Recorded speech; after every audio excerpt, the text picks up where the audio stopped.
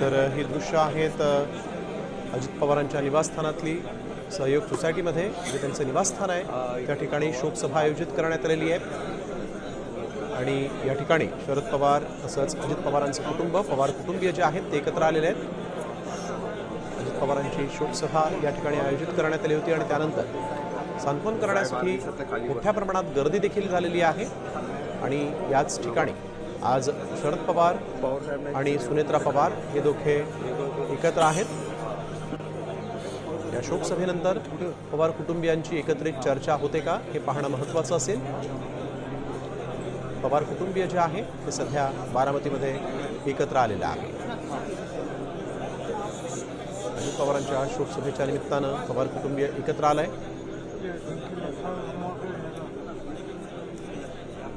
उपमुख्यमंत्रीपदाची सुनेत्रा पवारांनी शपथ घेतली त्यानंतर पहिल्यांदाच पवार कुटुंब एकत्र आलेलं आहे। सुनेत्रा पवार यांच्या शपथविधी संदर्भात कुठलीच माहिती नाही असं माध्यमांशी बोलताना शरद पवारांनी सांगितलं होतं।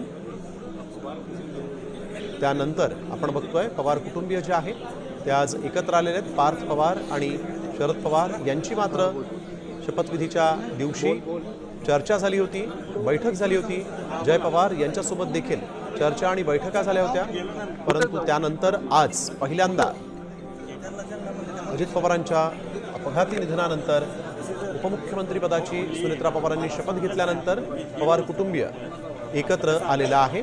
सार्वजनिक रित्या इथं शोकसभेचं आयोजन करण्यात आलं होतं। त्या शोकसभेला संपूर्ण पवार कुटुंबीय उपस्थित आहे।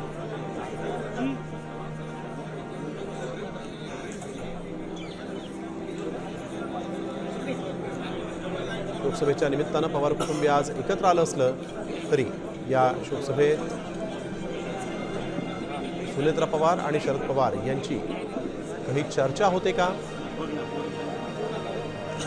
काही राजकीय घडामोड या ठिकाणी घडते का हे पाहणं महत्त्वाचं असेल।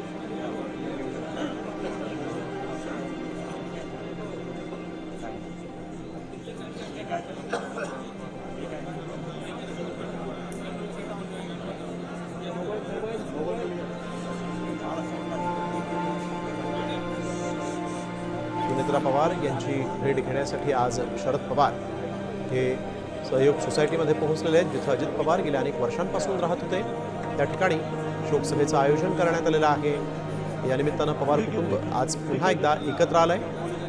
सुनेत्रा पवारांनी उपमुख्यमंत्रीपदाची शपथ घेतल्यानंतर शरद पवारांनी या संदर्भात कुठलीच माहिती नाही असं सांगितलं होतं। त्यानंतर उपमुख्यमंत्रीपदाची शपथ घेण्यासाठी फक्त सुनेत्रा पवार आणि जय पवार हे दोनच जण पवार कुटुंबियांमधून उपस्थित होते।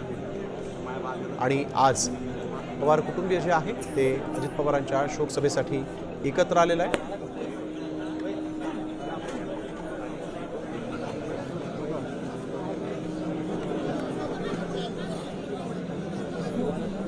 सुनेत्रा पवार आणि शरद पवार यांची यावेळेस काय नेमकी चर्चा होते हे पाहणं महत्त्वाचं असेल। अजित पवार यांच्यासोबत विलिनीकरणासंदर्भात अंतिम चर्चा झाली होती असे दावे राष्ट्रवादी शरद पवार गटाच्या नेत्यांनी केले होते। खुद्द शरद पवारांनी देखील केला होता। आणि त्यानंतर विलिनीकरणासंदर्भात महत्त्वाची चर्चा होते का हे पाहणं महत्त्वाचं असेल।